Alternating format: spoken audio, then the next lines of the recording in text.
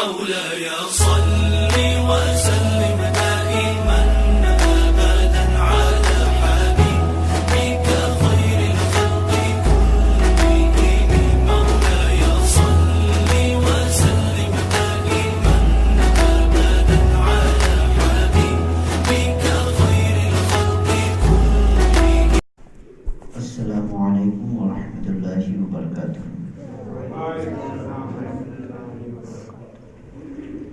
نحمده ونصلي ونسلم على رسوله الكريم اما بعد فاعوذ بالله من الشيطان الرجيم بسم الله الرحمن الرحيم. قال النبي صلى الله تعالى عليه وسلم المسلم من سلم المسلمون من لسانه ويده. صدق الله مولانا العظيم وصدق رسوله النبي الأمين المكين الكريم ونحن على ذلك لمن الشاهدين والشاكرين والحمد لله رب العالمين.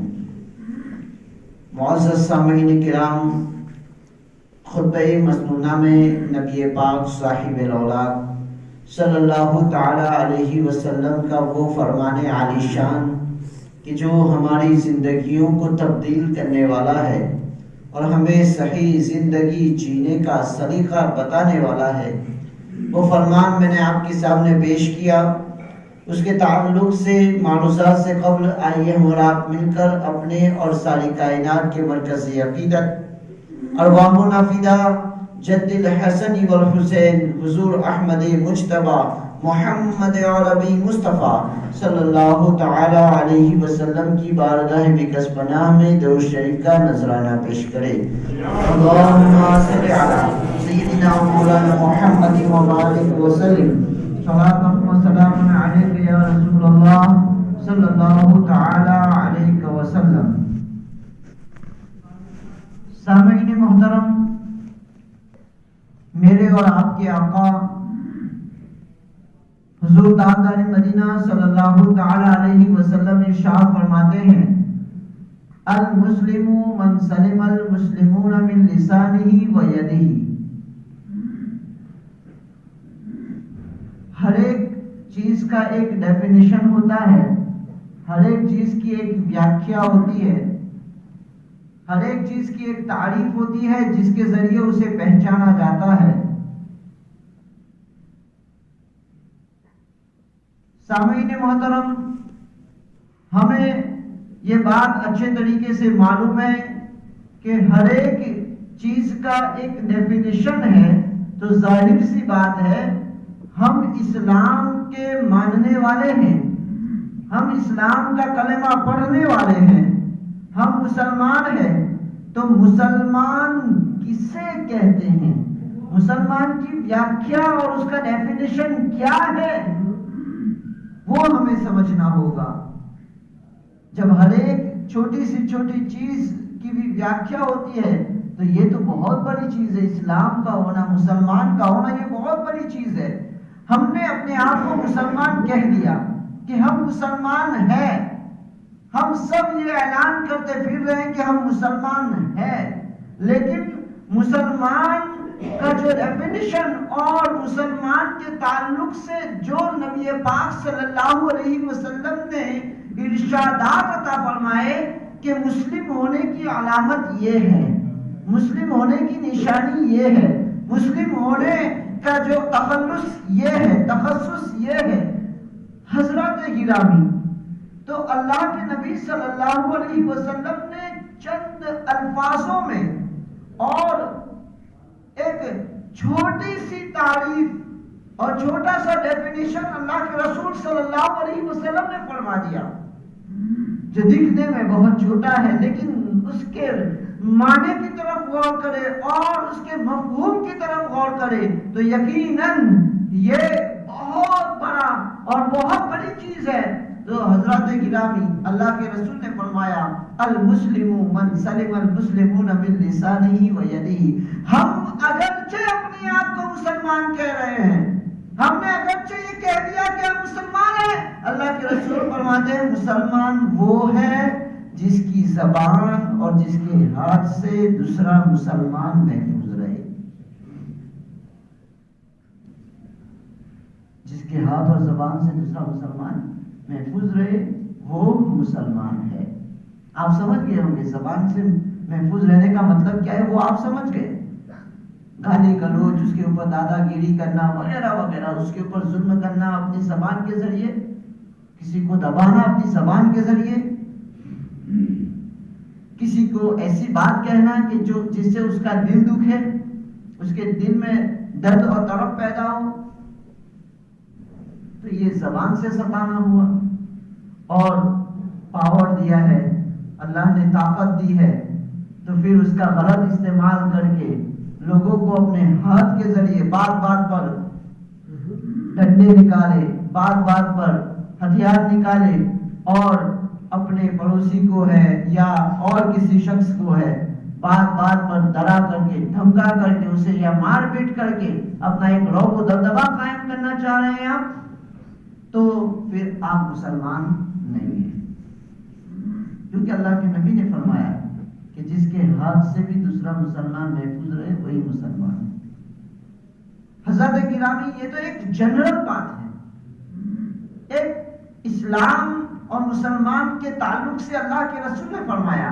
لیکن آج جو میرا ٹاپک ہے وہ تمام مسلمانوں کی میں بات نہیں کر رہا ہوں. آج کا جو میرا ٹاپک ہے وہ پڑوسیوں کے تعلق سے ہے کہ پڑوسیوں کے ساتھ ہمارا کیسا سلوک ہونا چاہیے، پڑوسیوں کے ساتھ ہمارا ربط و ضبط کیسا ہونا چاہیے، پڑوسیوں کے ساتھ ہمارے جو کانٹیکٹ ہیں وہ کیسے ہونے چاہیے.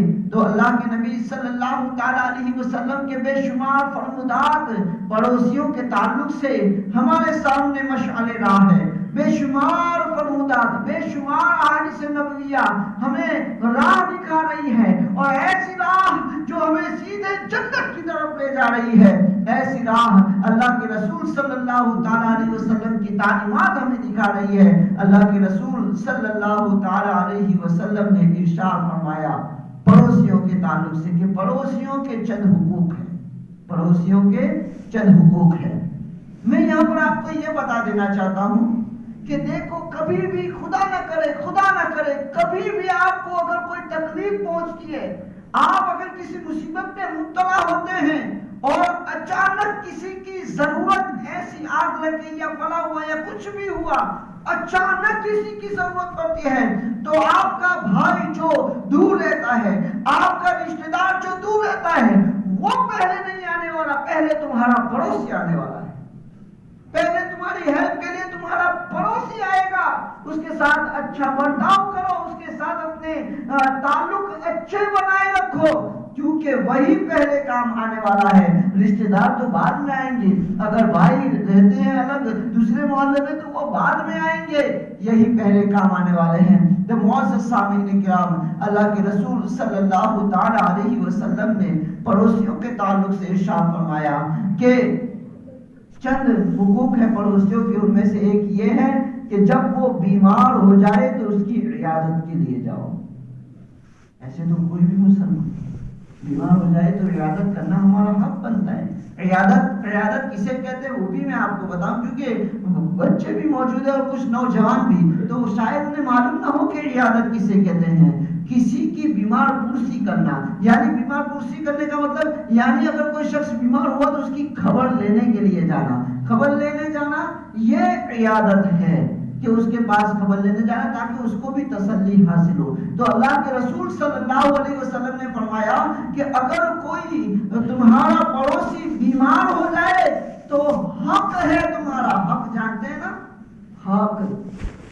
حق، کیونکہ اپنے مال میں جو مال بچا ہوا ہے، مان لیجئے کہ باپ کا جو مال باپ کا انتقال ہوا، اس کے اندر کس کا حق ہے، تو حق پہنچانا ضروری ہوتا ہے نا، وہ ضروری ہوتا ہے، فرض کی طرح ہوتا ہے. تو اللہ کے رسول نے فرمایا کہ حق ہے. گویا کہ اللہ کے رسول ایک جگہ اور ارشاد فرماتے ہیں کہ حضرت جبریل علیہ السلام نے اللہ کے اتنے فرامین مجھے پڑوسیوں کے تعلق سے سنائے کہ مجھے یہ خدشہ ہونے لگا کہ کہیں ورثہ کے اندر پڑوسیوں کو شامل نہ کر لیا جائے. یعنی مجھے خدشہ دل میں ہوا کہ ہو سکتا ہے کہ ہمارے مال کے اندر بھی پڑوسیوں کا حصہ رکھ دیا جائے، یعنی اتنے حق بتائے پڑوسیوں کے۔ تو اللہ کے رسول نے فرمایا کہ بیمار ہو جائے تو عیادت کے لیے جاؤ۔ عیادت یہ بہت اچھی چیز ہے۔ اللہ کے رسول اس کے تعلق سے ارشاد فرماتے ہیں کہ اگر کوئی شخص عیادت کے لیے جاتا ہے، بیمار پرسی اور خبر لینے کے لیے جاتا ہے، لیکن ہماری نیت یہ نہیں ہونی چاہیے کہ یار نہیں گیا تو یار وہ باتیں کریں گے کہ وہ ایسا ہوگا کہ ویسا ہوگا۔ نہیں، ہماری نیت سنت رسول اور تعلیمات رسول پر عمل کرنا ہونا چاہیے کہ ہمارے نبی نے ہمیں فرمایا ہے کہ عیادت کرنے کے لیے جانا ہے۔ اور میرے بزرگوں اور دوستوں، میں آپ کو بتاؤں کہ اللہ کے رسول نے 3 مرتبہ قسم کھا کر کے یہ بات ارشاد فرمائی ہے کہ مجھے قسم ہے خدا کی، مجھے قسم ہے رب ذوالجلال کی، مجھے قسم ہے پروردگار عالم کی، کہ جس نے اپنے پڑوسی کو تکلیف پہنچائی وہ کامل مومن نہیں ہے، وہ کامل مومن نہیں ہے۔ اللہ، جسے رسول کامل مومن نہ ہونے کا سرٹیفکیٹ دے، اسے کوئی مومن ہونے کا سرٹیفکیٹ نہیں دے سکتا ہے۔ جس کے تعلق سے نبی پاک نے فرما دیا کہ وہ کامل مومن نہیں۔ اب چاہے تم 5 وقت کی نماز پڑھ رہے ہو، اب چاہے تم نے اپنے چہرے پر داڑھی سجا لی ہے، اب چاہے تم کتنی بھی نیکیاں کر رہے ہو، لیکن اللہ کے رسول نے جو فرمایا کہ کامل مومن نہیں، تو یہ نمازیں، یہ تمہاری زکاتیں، تمہارا کیا ہوا حج یا تمہاری لمبی داڑھی تمہیں فائدہ نہیں پہنچا سکتی، کیونکہ اللہ کے رسول نے فرمایا کہ وہ کامل مومن ہے۔ معزز سامعین کرام، جیسا کہ ایک حدیث پاک مجھے یاد آ رہی ہے کہ چند صحابہ کرام اللہ کے رسول صلی اللہ تعالی علیہ وسلم کی بارگاہ اقدس میں پہنچے اور عرض کی، یا رسول اللہ صلی اللہ تعالی علیہ وسلم، فلاں محلے کے اندر ایک عورت ایسی رہتی ہے کہ جو بہت صدقات کرتی ہے، خیرات کرتی ہے، خوب عبادت گزار ہے، نیکیاں بھی بہت زیادہ کرتی ہے، تہجد گزار بھی ہے، نوافل بھی ادا کرتی ہے، لیکن اس کے اندر ایک بری خصلت ہے۔ یا رسول اللہ، وہ اپنے پڑوسی کو تکلیف پہنچاتی ہے، وہ اپنے پڑوسی کو تکلیف پہنچاتے۔ تو اللہ کے رسول صلی اللہ علیہ وسلم نے ارشاد فرمایا، اے صحابیوں گواہ ہو جاؤ، خدا کی قسم وہ عورت جنت میں داخل نہیں ہوگی۔ اور پھر دوسری عورت کا تذکرہ ہوا کہ وہ نمازیں کم پڑھتی ہے۔ نمازیں کم پڑھنے کا مطلب یہ نہیں کہ ظہر اثر مغرب چھوڑ دیتی ہے، ایسا نہیں ہے، وہ تو صحابیہ تھی نا، ان کا مقصد یہ تھا کہ نمازیں کم پڑھتی ہے، یعنی نوافل کم ادا کرتے ہیں، تہجد گزار نہیں ہے، اور صدقات اور خیرات بھی کرتی ہے لیکن بہت کم کرتی ہے، لیکن اس کا سلوک اس کے پڑوسی کے ساتھ بہت اچھا ہے، وہ بہت اچھا سلوک رکھتی ہے، اپنی پڑوسی عورت کو تکلیف نہیں دیتی اور اس کے کام وہ آتی رہتی ہے۔ اللہ کے رسول نے فرمایا، خدا کی قسم اسے بشارت دے دو کہ وہ جنتی ہے، اسے بشارت دے دو۔ حضرت ہاں، تو میں یہ عرض کر رہا تھا کہ اللہ کے رسول نے فرمایا چند حقوق ہیں، ان میں سے ایک ہے عیادت کرنا، یعنی خبر لینے کے لیے جانا، بیمار پرسی کرنا۔ اللہ کے رسول ارشاد فرماتے ہیں، اگر کوئی شخص کسی بیمار شخص کی خبر لینے کے لیے جاتا ہے، یہ تو پڑوسی کی خبر لینے کی بات ہے، یوں بھی اگر کوئی بیمار ہوتا ہے اور خبر لینے کے لیے جاتا ہے تو اللہ تبارک و تعالی ہر قدم پر اسے 100 نیکیاں عطا فرماتا ہے، اس کے ہر قدم پر اس کے 100 گناہ معاف کیے جاتے ہیں اور 100 درجات اللہ تبارک و تعالی اس کے بلند فرماتا ہے۔ ایک قدم پر 3 انعامات، ایک تو گناہ کا معاف ہونا، نیکیاں ملنا، درجات کا بلند ہونا، کتنی اچھی بات ہے۔ لیکن نیت پر دار و مدار، انما الاعمال بالنیات، عمل کا دار و مدار نیتوں پر ہوتا ہے، لہذا ہماری نیت ایسی ہونی چاہیے کہ اللہ کے رسول کی تعلیمات پر عمل کر کے میں اس کی خبر لینے جا رہا ہوں۔ اور خبر لینے میں بھی ہمارا جو معمول ہے نا وہ بہت غلط ہو چکا ہے، ہم اپنی بیوی کو یا اپنے گھر کی کسی عورت کو خبر لینے کے لیے ساتھ میں لے جاتے ہیں، تو وہاں پھر کیا ہوتا ہے، وہاں پر بھی چند باتوں کا خیال رکھنا پڑتا ہے۔ سب سے پہلی بات تو یہ کہ وہاں پر پلٹی مار کے بیٹھ گئے تو بیٹھ گئے، 1 گھنٹے تک نہیں اٹھے، ایسا ہرگز نہیں ہونا چاہیے، ایسا ہرگز نہیں۔ کیوں؟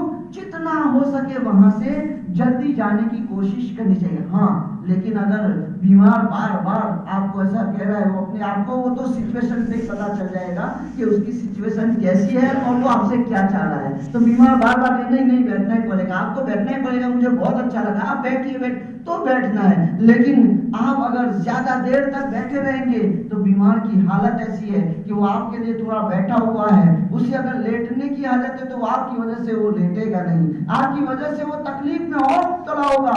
تو ایسی سچویشن کو کریٹ نہیں کرنا ہے، بلکہ ہمیں دیکھنا ہے کہ کیسا ماحول ہے، اس طریقے سے جو بنے ہوں اس طریقے سے ہمیں جلدی سے بیمار پرسی کر کے نکل جانا ہے.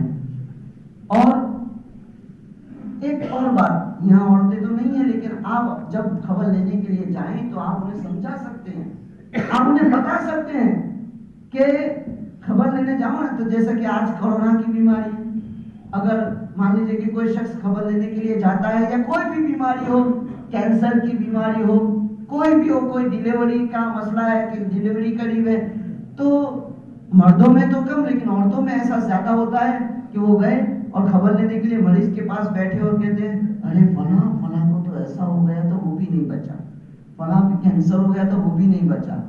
تو آپ جو جا کر کے وہاں آپ جا رہے ہیں تو بیمار پرسی تو سائڈ پہ رہ جا رہی ہے، آپ اس کے حوصلے کو توڑ رہے ہیں، وہ بیماری سے کم، وہ آپ کی باتوں سے زیادہ تکلیف میں مبتلا ہو جائے گا. تو ہم اگر جائیں تو اپنے گھر کی عورتوں کو بھی سمجھائیں کہ اسے حوصلہ دینا ہے. اللہ کے نبی صلی اللہ علیہ وسلم نے ارشاد فرمایا کہ اگر تم بیمار کی بیماری پرسی کرنے کے لیے جاؤ، عیادت کے لیے جاؤ، تو اس کی پیشانی پر ہاتھ رکھ کر کے کہو انشاءاللہ خیر لک، کہ انشاءاللہ تمہارے لیے بہتری ہوگی، انشاءاللہ تمہیں اللہ شفا عطا فرمائے گا، تمہیں جلد تمہیں شفا نصیب ہوگی. یعنی اسے حوصلہ دینا ہے. اللہ کے رسول نے فرمایا کہ اگرچہ وہ مولک بیماری میں ہے، اگرچہ وہ اس کی تقدیر نہیں تر سکے گی، اگر موت لکھی ہے تو وہ اسے آ کر کے رہے گی، لیکن یہ تمہارے 2 کلمے اسے ضرور خوشی پہنچائے گی، اسے ضرور خوشی پہنچائے گے. اور وہ خوشی جو ایک مومن کو پہنچانا ہوتا ہے، یہ بہت بڑی عبادت ہے، بہت بڑی عبادت ہے. تو معزز سامعین کرام، خبر لینے کے لیے جائے تو اس کا بھی خیال رکھے. تو بات پہ بات آئی ہے تو کہہ دینا میں نے ضروری سمجھا. تو بیمار کی عیادت کے لیے جائے، اللہ کے رسول نے فرمایا یہ پڑوسی کا حق ہے.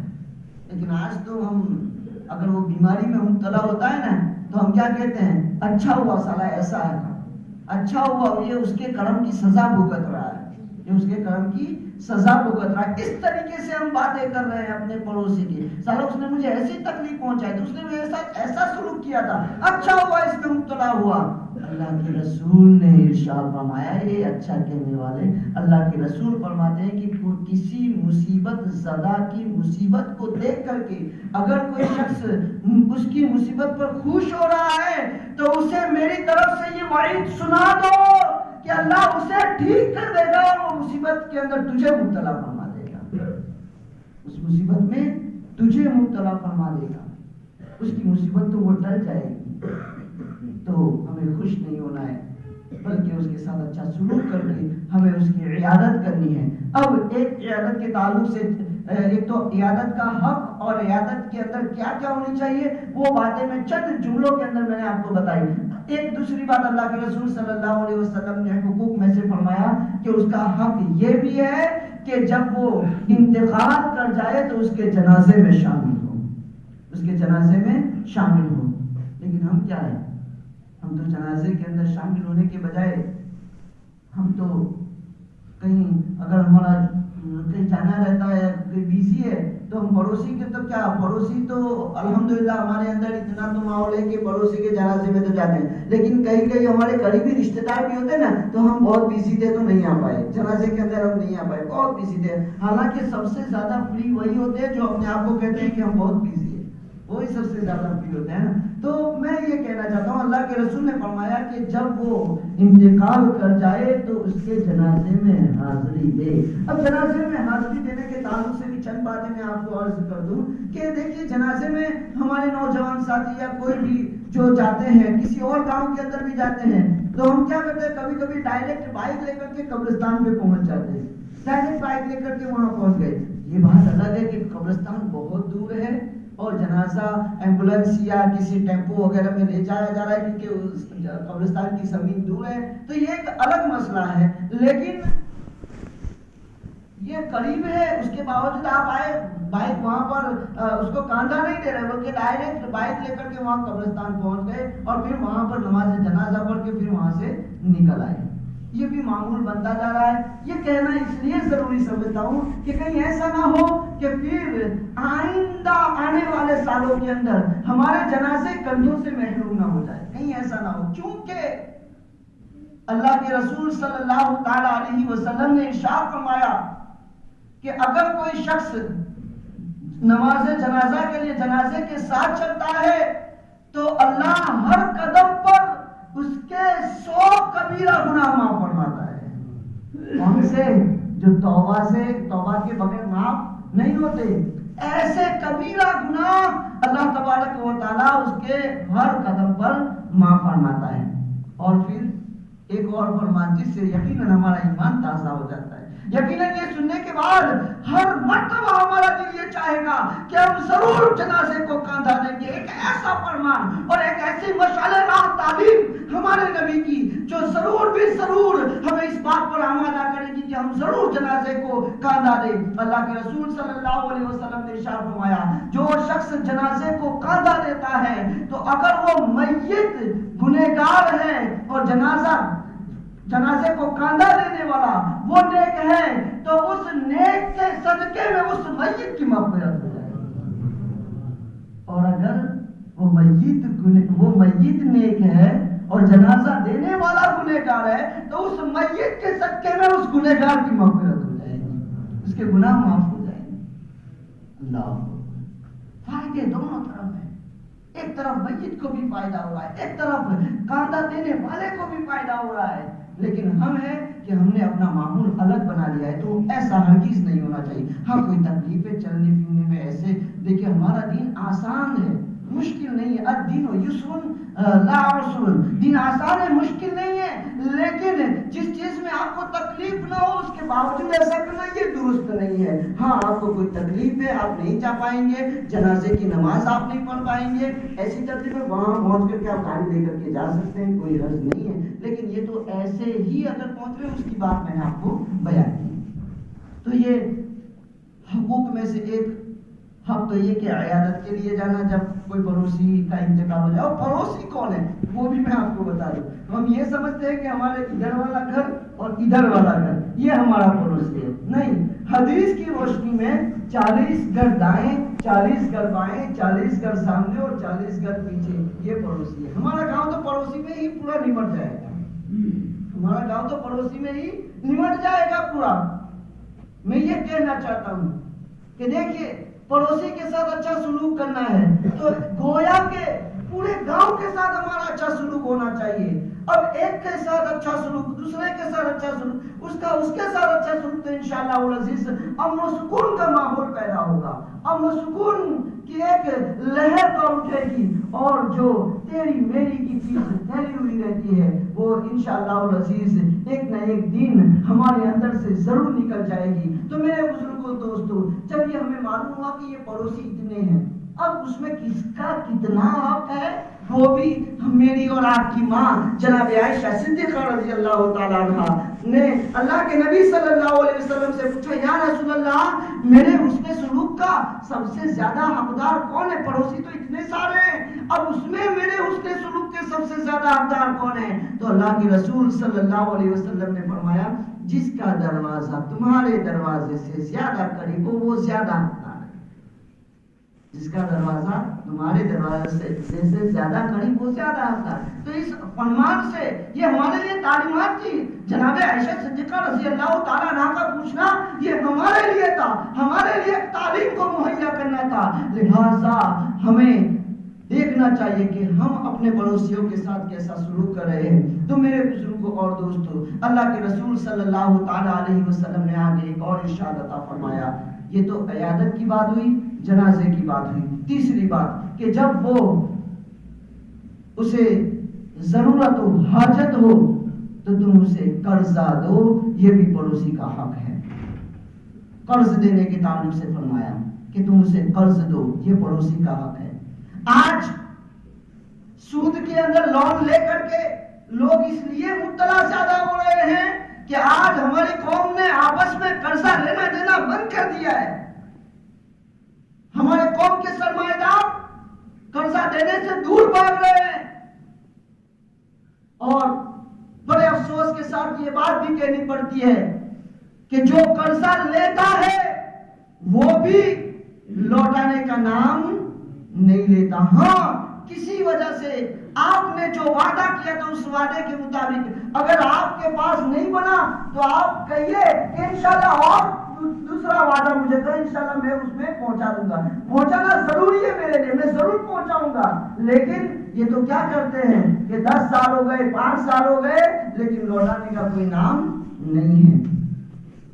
کبھی کبھی یہ بھی بنتا ہے کہ ہو سکتا ہے کہ انسان کا دماغ انسان نسیان میں بھی مبتلا ہوتا ہے، تو یہ بھی ہو سکتا ہے کہ اگر کسی نے کسی کو قرضہ دیا ہو تو ہو سکتا ہے کہ لینے والا بھول بھی جائے، ہو سکتا ہے نا، کیونکہ ایک نسیان دماغ کا کوئی بھروسہ نہیں ہے، لینے والا بھول بھی جائے، دینے والے کو کیونکہ اس کو واپس لینا ہے نا، اس لیے اسے یاد بھی رہتا ہے۔ تو اب اگر اسے حاجت ہے، وہ کہہ رہا ہے کہ وہ لینا چاہتا ہے کہ میں نے دیا ہے تو مجھے لینا ہی ہے، تو لہٰذا اس کو کبھی یاد دلاتے 2 سال 3 سال ہو گئے لیکن اب وہ نام بھی اس کا تذکرہ بھی نہیں کر رہا ہے، تو اسے یاد دلانا ہے کہ شاید میں نے اکیلے میں کسی کے سامنے نہیں، اس کے دل کا خیال رکھتے ہو، کیونکہ اللہ کے نبی نے تو ہمیں ایسی تعلیمات دی ہے۔ اللہ کے رسول نے فرمایا کہ اگر کوئی یتیم ہو تو اس کے سامنے اپنے بچوں کے اوپر شفقت کا ہاتھ بھی نہ پھیرو، کوئی بیوہ ہو تو اس کے سامنے اپنی بیوی سے محبت بھی نہ کرو، کیونکہ ہو سکتا ہے کہ اس یتیم کو اپنے باپ کی شفقت یاد آ جائے، اور اس بیوہ کو اپنے شوہر کا پیار اور اپنے شوہر کی محبت یاد آ جائے، اور اس کے اوپر اس کا دل ٹوٹ جائے۔ ہو سکتا ہے ایسی تعلیمات، اتنی نفیس تعلیمات، میں یہ کہنا چاہتا ہوں، چیلنج کے ساتھ کہتا ہوں، جیسی تعلیمات مذہب اسلام میں ایسی کسی مذہب میں نہیں ہو سکتی ہے، کسی مذہب میں نہیں ہے ایسی تعلیمات۔